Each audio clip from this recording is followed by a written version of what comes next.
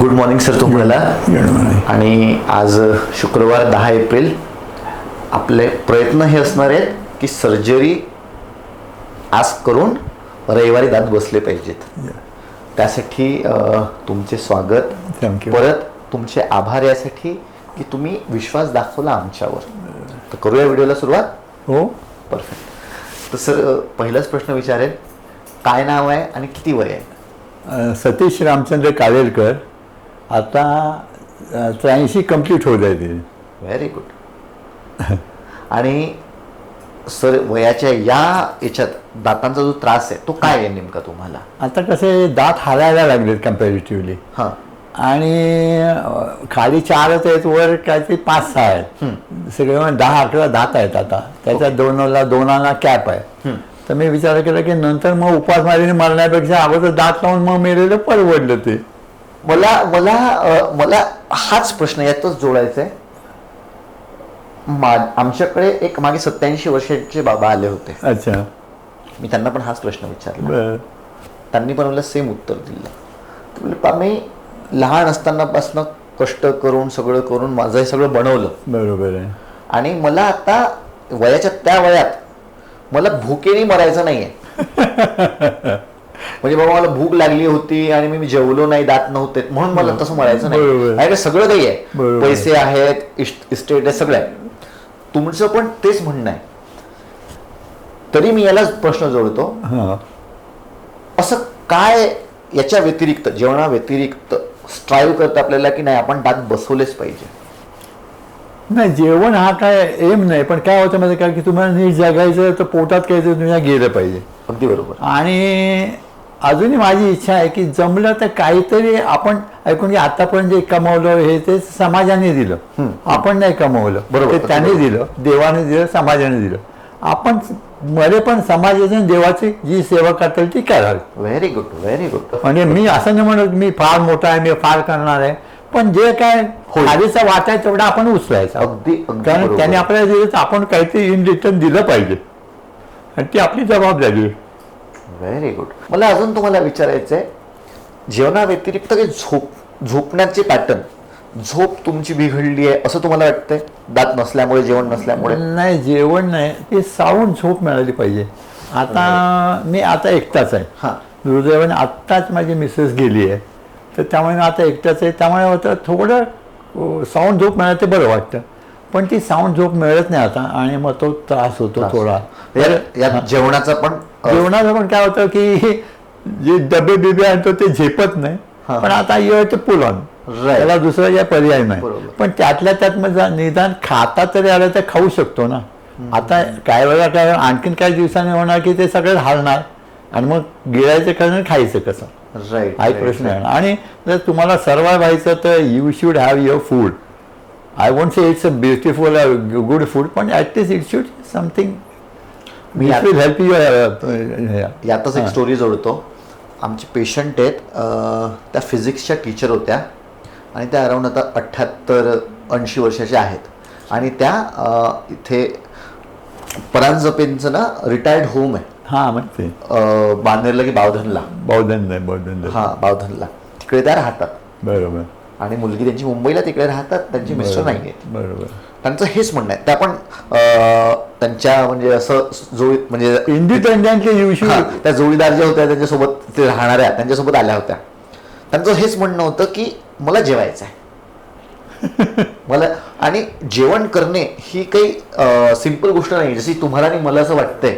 ही खूप बेसिक, खूप इम्पॉर्टंट गोष्ट आहे.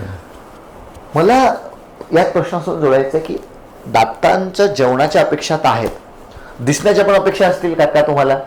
आता ते नाही उरला होता, तो हे गेला, तो काय गेला. खरं मी हे 10 वर्षापूर्वी करतो. याने एकदा मला नेलं पण होतं, एका याला सेंटरला गेलो आणि नाही, आणि त्या असं वाटलं नाही की एवढे पैसे खर्च करा, तेवढे पैसे नव्हते. आता मी विचार केला की जे काय आहेत ते हे करण्यापेक्षा जर हे युटिलाइज केलं तर मी नीट जगलो तर मी काहीतरी थोडं जे आता उरलंय थोडं ते करायची इच्छा आहे. करता आलं तर देवाची इच्छा. शेवटी मी काय करणार नाही, करणार तो.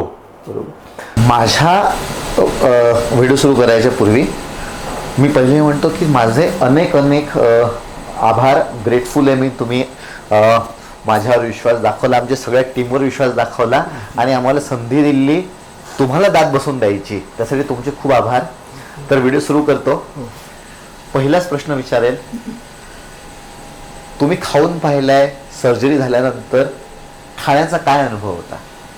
त्याच्यात आपण नेहमी खातो तसंच वाटलं, काय वेगळं काय वाटलं नाही. हां, म्हणजे आता थोडंसं काय 2-4 दिवस गेले की मग ते सवय होईल त्याची, पण हां. आता गैर काय वाटलं नाही, म्हणजे असं काय ते वेगळं काय ते हां, नॉर्मल. आपलं नॉर्मल वाटलं.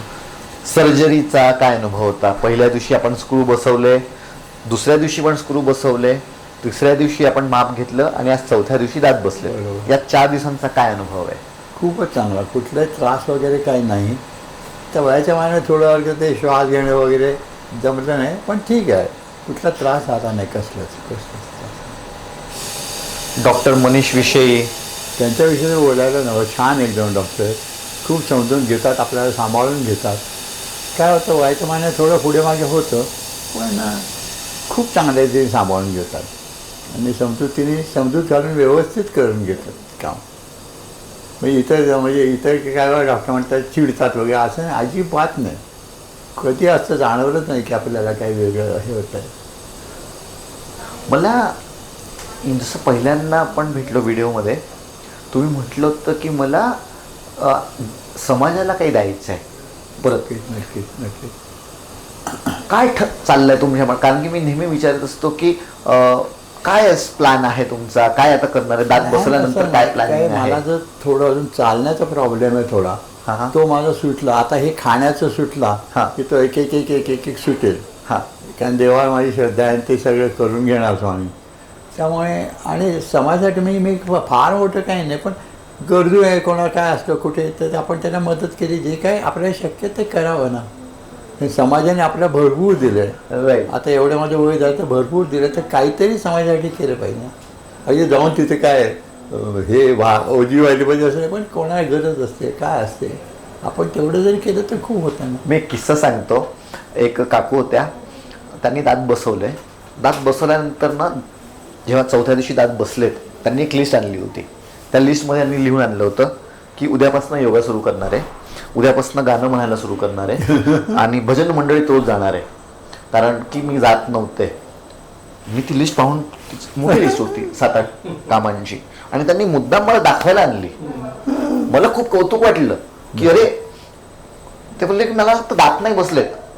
मला असं वाटतं की किती काय करून काय नाही करू, म्हणून मी तुम्हाला मुद्दाम विचारलं. मला तेच कसं माहिती आहे का, की पहिल्यापासून मी त्या एका पथडीत वाढलेलो आहे. आता म्हटलं नाही बाबा, आपल्याला जगायचं तर खाल्लं पाहिजे, आणि खाल्ल्याशिवाय काय होणार नाही. त्यामुळे हा एक चांगला, आणि सरांचं ते व्हॉट्सअपवर हे बघितलं, त्यामुळे म्हटलं चला. खूप मला खूप बरं वाटतं. मला इतकं बरं वाटतंय, म्हणजे मी खरं सांगतो मलाच इमोशनल व्हायला हे होतंय. मला अजून एक प्रश्न तुम्हाला विचारायचा आहे. मी जेव्हा तुमच्याकडे पाहतो तर मला असं समृद्ध जीवन दिसतं, अनुभव दिसतो. आज जेव्हा तुम्ही म्हटलं की मला मुलींना काही द्यायचं आहे, काही करायचं आहे, मला स्वतःलाच भरून आलं. तुम्ही प्लीज तुमच्या मनाने जसं असेल तुम्ही ते करा. काय होतं ऐकून घ्या, प्रत्येक इन्स्टिट्यूटचे नियम असतात. नाही, आमच्याकडे काय आहे सर, आम्ही काय केलंय, घर बनवण्याचा प्रयत्न केलाय. आमच्याकडे काही नियम नाही आहेत.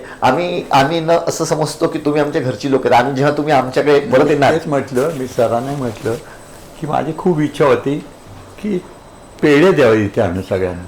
मला नाही, ऐकून मनापासून होतं, पण जवळ चितळेचं दुकान नाही, आणि मला पाहिजे ते जेम्बो पेढे तिथे मिळाले नसते. त्यामुळे आता बघूया. मला खूप हे आलं.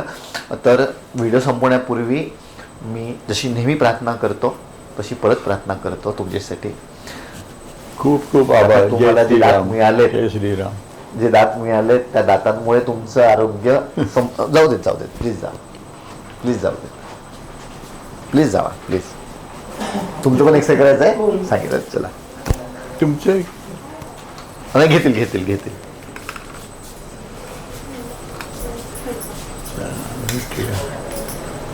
हे आपलंच आहे, इथलंच आहे. हो. अच्छा.